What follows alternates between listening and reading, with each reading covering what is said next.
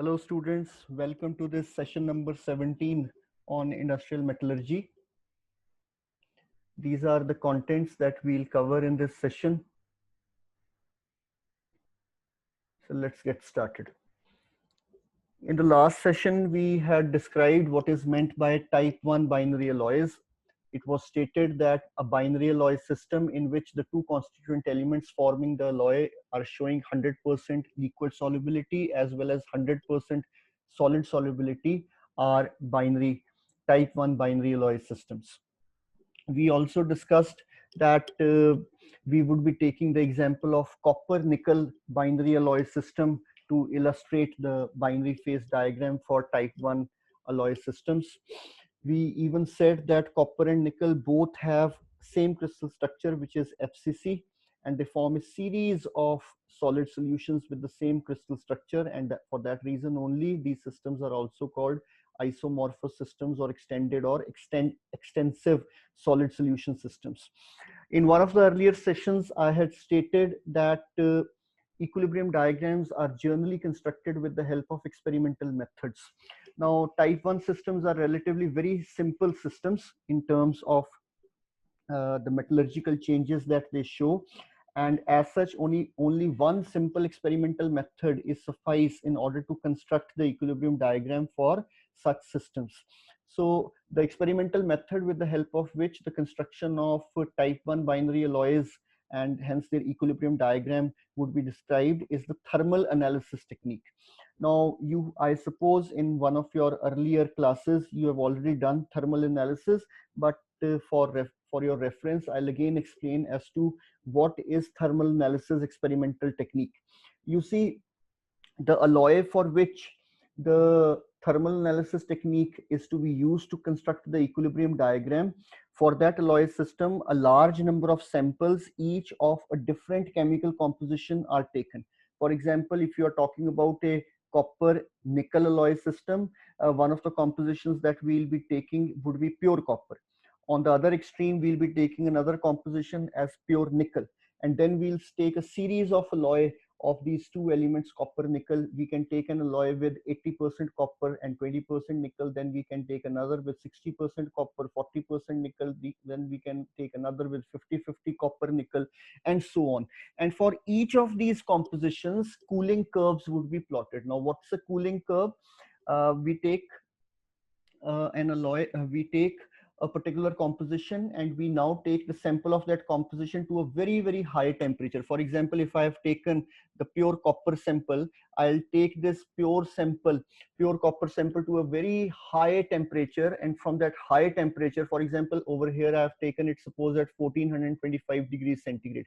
So that copper sample now is in the molten state, and under equilibrium conditions, that is very slow conditions of cooling, I will start cooling this alloy.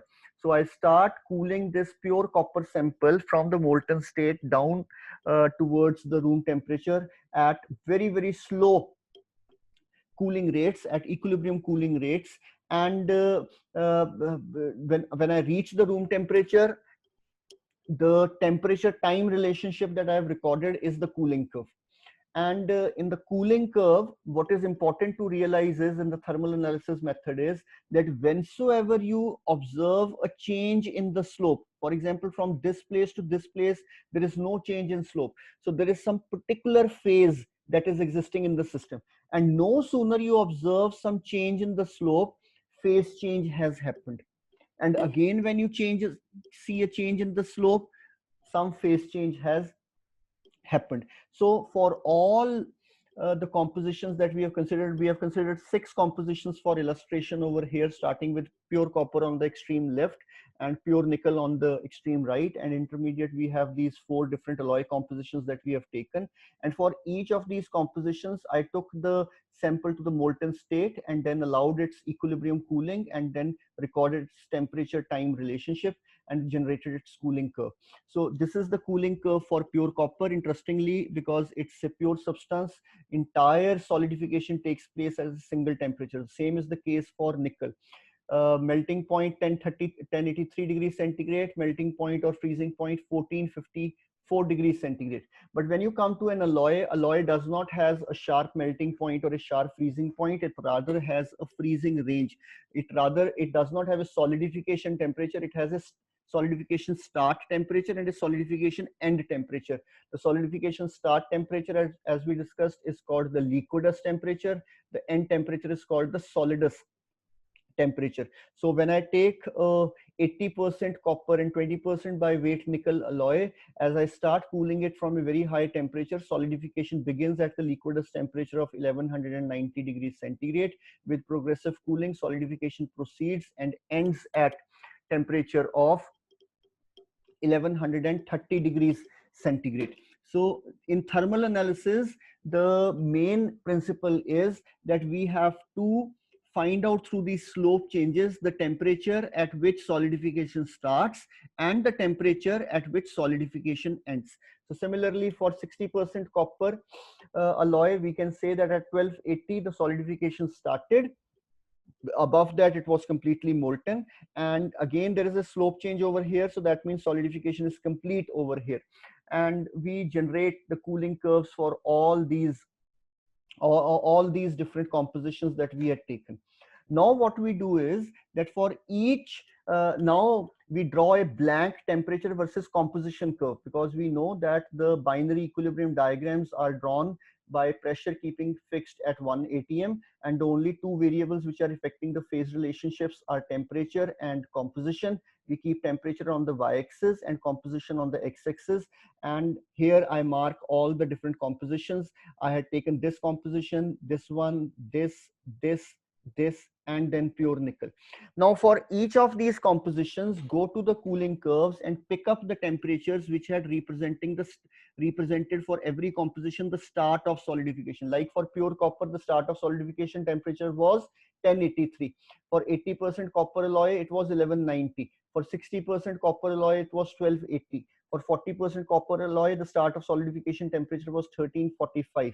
Here 1410. And finally for pure nickel, the start of solidification temperature was 1454. So I had taken this blank temperature composition curve, and on this blank temperature composition curve, I transferred these temperature values. For pure copper 1083, for 20% copper 1190, for 40% copper 1280, for 60% copper 1345, for 80% copper alloy 1410, and for 100%, that is pure copper, the start of solidification temperature was 1454. And then I join all these points, and when I join all these points, the line that has been obtained is signifying that if your alloy system, any alloy system, falls above this line, then that alloy has still not seen start of solidification, means it's in a completely molten state. That is why above this line you find that for every alloy composition falling above this line, there would be only one phase in the materials, one phase, because this system, the constituent elements in the liquid state always form a liquid solution. So there would be only one phase, and the phase would be liquid solution of copper and nickel. Similarly, I'll go back to these cooling curves, and now I'll pick up the temperatures for different compositions which are representing the end of solidification, end of solidification, end of solidification, end of solidification, end and end. So what you'll realize is that for pure substances, the start of solidification and the end of solidification temperatures are the same, but for alloys, they are different. So if you see here now, I'll again put a point over here, but now the start of solidification at for 20% nickel alloy, for 20% nickel alloy was this, but the end of solidification or the completion of solidification is 1130. Similarly, for 40% nickel alloy, it's 1210. For 60% alloy, it's 1285, and for 80% alloy, it's 1380. And lastly, for this pure nickel, the temperature remains the same. So when I join all these points which had represented the end of solidification, I obtain this line which is representing the completion of solidification. So if any alloy of any composition happens to fall below this line, it would be in a completely solid state. And we are talking about type 1 systems. In type 1 systems, whenever we are below the completion of solidification temperature, there is only one phase because of the 100% solid solubility. So this region is again a single phase region, and what is it containing? Solid solution of copper and nickel.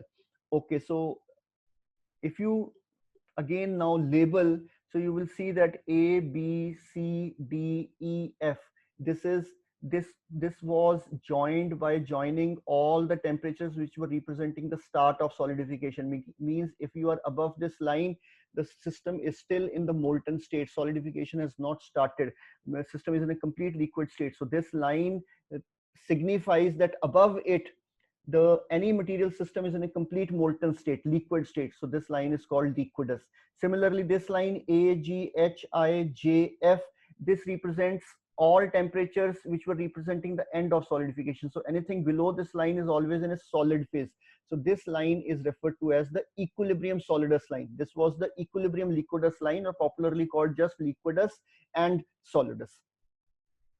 Now, after we have constructed this phase diagram, or any equilibrium diagram for any material system, what is the type of information that can be taken back from the equilibrium diagram? Students, mind it, the equilibrium diagram asked for some information, you supplied it with that information, it just puts that information into an organized manner so that you can retrieve or mine out easily the information from it. Phase diagram gives you the information that you actually had fed into it, but now in a more organized manner. It organizes the large amount of data into a very systematic form. And what are the pieces of information that you can actually take back from the phase diagram? You see, number one, for any, see, when you ask phase diagram, when you ask any materials phase diagram, what is the information that it can give? The input that you have to give is the composition and the temperature which is of your interest. So now if you are talking about a copper nickel diagram, you first have to tell that which composition is of your interest, and that composition is at what temperature. So you will have to say, sir, I am interested in 40% nickel, 60% copper alloy, and when that alloy was placed at say 1000 degrees centigrade. And now if so, the main input that has to be given to an equilibrium diagram to fetch information from it is, the input is that you need to tell the temperature composition point, the temperature at which the material system is present, and the composition of the alloy in which your interest lies. And then these three things can be obtained from the equilibrium diagram, that for the given alloy at the given temperature, what are the number of phases and type of phases that are present in the material system which is in question. Then for each of the phase or the phases that are existing, what is the chemical composition of each phase? And then if one or more than one phases are existing, what is their relative weight? Means if you have taken 100 grams of the alloy, and if there is only one phase in it, or there are 3 phases in it, 5 phases in it, what is the weight of the alloy because of each of the phases? That is what is meant by the relative weight of each phase.